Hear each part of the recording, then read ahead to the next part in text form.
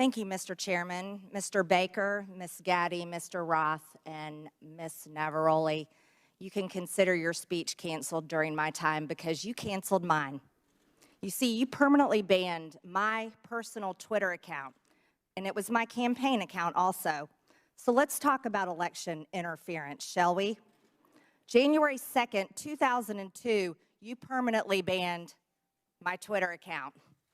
This was the account that I would put my campaign ads on, raise money on, fight back when attacked with lies, and be able to talk to my voters in my district. But you banned it. And then let me explain. My account was not reinstated until November 21st, 2022. That was after my election on November 8th. You know, at your company or your former company where you worked, Twitter employees, over 98% of them donate to Democrats. So while you coordinated with DHS, the FBI, the CIA, our government, and outside groups to permanently ban, shadow ban conservative Americans and candidates like me and the former president of the United States, President Donald J. Trump, you were censoring and wrongfully violating our First Amendment free speech rights. Guess what? None of you hold security clearances. None of you are elected, and none of you represent 750,000 people like I do. Let's explain. 52 United States Law 10101. No person shall intimidate, threaten, coerce, or attempt to stop any other person for the purpose of interfering with their rights to vote or to vote as he may choose. You didn't shadow ban or permanently ban my Democrat opponent. No, you did that to me. And that was wrong, and it was against the law. You see, not only that, was it me that you violated my First Amendment rights? You violated countless conservative Americans. These were doctors that were trying to tell the truth about COVID, doctors that were having success treating people with ivermectin that you all would not allow to be talked about on your platform. These were parents complaining about their school boards, teaching gender lies in their schools, biological males entering their daughters' bathrooms and sports. These were also people questioning the 2020 election, and guess what? That's Americans' First Amendment right. These were people talking about voting machines. You know what? Democrats did that in 2019, before the 2020 election. On Twitter, people could question elections such as 2016, saying Hillary won, but in 2020, no one could question elections saying Trump won. You abused the power of a large corporation, big tech, to censor Americans. And you want to know something? Guess what? I'm so glad that you're censored down. I'm so glad you've lost your jobs. Thank God Elon Musk bought Twitter. And you know what? Let's talk about something a little bit further. It's amazing to me, Mr. Roth, as the head and trust of safety at Twitter, your ability, or should I say inability, to remove child porn. Now, here's something that disgusts me about you. In your doctoral dissertation entitled Gay Data, you argued that minors should have access to Grindr, an adult male gay hookup app. Minors? Really? You know, Elon Musk took over Twitter and he banned 44,000 accounts that were promoting child porn. You permanently banned my Twitter account, but you allowed child porn all over Twitter. Twitter had become a platform, you said, connecting queer young adults. You also wrote on Twitter in 2010, can high school students ever meaningfully consent to sex with their teachers? In 2021, while you were the director of trust and safety on Twitter, an underage boy and his mother announced a lawsuit against Twitter because Twitter was benefiting from and refused to remove a lewd video featuring this boy and another minor. That is repulsive. But you violated me. What were my tweets? Okay, let's talk about them. I was talking about the deaths being reported on VAERS. By the way, that's on the CDC website. I was also saying that I didn't think any entity should enforce a non-FDA approved vaccine or mask. Guess what? A lot of people agreed with me, but you called that COVID misinformation. By the way, I'm a member of Congress and you're not. I also said the controversial COVID-19 vaccines should not be forced on our military. You want to know something? Republicans stopped that in the NDAA. Ladies, time has expired. And your time has expired. I yield back. Thank you, Mr. Chairman. Chair recognizes Mr. Gomez. Thank you, Mr. Chairman. Mr. Roth, please explain to us why Ms. Marjorie Taylor Greene, or the representative from Georgia, was removed from Twitter. Thank you for the question, Congressman. My recollection is that her personal account was banned from Twitter after repeated written notices due to repeated violations of the Twitter rules. Can you add a little specificity to the violation of the Twitter rules? Yes. Again, I didn't have access to my Twitter email, documents, anything that would have let me prepare to answer that in more detail, but my recollection is that the Congresswoman repeatedly violated Twitter's policies about sharing misinformation about COVID-19.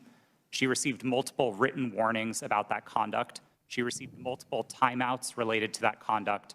And then ultimately, consistent with the written and published policy, those repeated violations resulted in her account being permanently suspended. Mr. Chairman, so in essence, I'd like to take a point of personal privilege. It's still my time. We'll stop. Still my clock. It's still my time. Mr. Chairman. Point of order by Mr. Raskins. Yeah, I don't believe that members of this committee have the right to interrupt someone's testimony because their Point name of was personal privilege. And You were mentioning my name, Mr. Raskin. Yeah, no, I understand, but that's not the rule, Ms. Greene. I don't think a member. That is the rule in Congress. Well, then I'd like we can take a point I'd like of the personal parliamentarian privilege. to rule on whether any member of this committee has the right to interrupt a witness's testimony because they mentioned the name of a member of Congress. You mentioned my name, Mr. Raskin. Yeah, I'm not testifying. Chair recognizes Ms. Greene. Thank you, Mr. For your Chairman. point of privilege, very briefly. Thank you. For Mr. Roth, who made you in charge of what is true and what's not true? Does she get to reopen her question? No, we'll go back to Mr. Gomez, and Mr. Gomez, please remember the decorum of the committee. The clock, we'll restart the clock now. You didn't lose any time. Chair recognizes Mr. Gomez. Thank you so much. The gentle lady from Georgia was suspended from Twitter for knowingly and consistently spreading conspiracy theories about COVID-19 vaccine, right? Which is shameful, especially in a pandemic where a million people have lost their lives. With that, I yield my rest of my time to the gentleman from New York, Mr. Goldman. Thank you, Mr. Gomez. Let's talk about the so-called Twitter files, which my Republican colleagues seem to think are God's gift to journalism. In one about the Hunter Biden laptop, the author says that every single fact in the New York Post story was accurate. And Chairman Comer, I notice you blew up the cover of that New York Post story, which I appreciate you doing that because I'd like to dig into this article. The very first paragraph says Hunter Biden introduced his father to a top executive at a Ukrainian energy firm less than a year before the elder Biden pressured government officials in Ukraine into firing a prosecutor who was investigating the company. That is false. 100% false. Is the gentleman sure about that? Yes, in fact, I am sure about that. And as the lead counsel in the first impeachment investigation, we proved that he was actually fired because he was not prosecuting corruption, not that he was fired because he was prosecuting corruption. Corruption of the president's son's company. I'm sorry, would the gentleman yield corruption of the president's son's company? I'd like to reclaim my time. Gentleman's recognized. The fact that Joe Biden fired, consistent with U.S. policy in every single European country, the prosecutor general in Ukraine because he did not prosecute corruption, including at companies like Burisma, has been proven over and over and over. And if you want to know who actually prosecuted Burisma, Chairman Comer, you should talk to the British authorities, because they were the ones who were prosecuting Burisma, and they couldn't get any cooperation from the Ukrainian prosecutor general. So that's why he was fired. So right off the top, the very first paragraph of this so-called bombshell story is completely false. Now, what is the allegation that we are hearing from our Republican colleagues about the connection to Joe Biden and Burisma? It is an email from a Burisma employee thanking Hunter Biden for organizing a meeting with the Vice President Biden. We know nothing about the substance of that meeting. We know nothing about how long they met. It was not on Vice President Biden's schedule. And in fact, I would ask my Republican colleagues, do you meet with foreign businessmen? Do you meet with foreign diplomats? If we were to say to you every single time you met with somebody that you discussed something that you're voting on, how would you react? It's preposterous. And Chairman Comer, you have said in your opening statement that Joe Biden lied to the American people. That is a bold, bold accusation.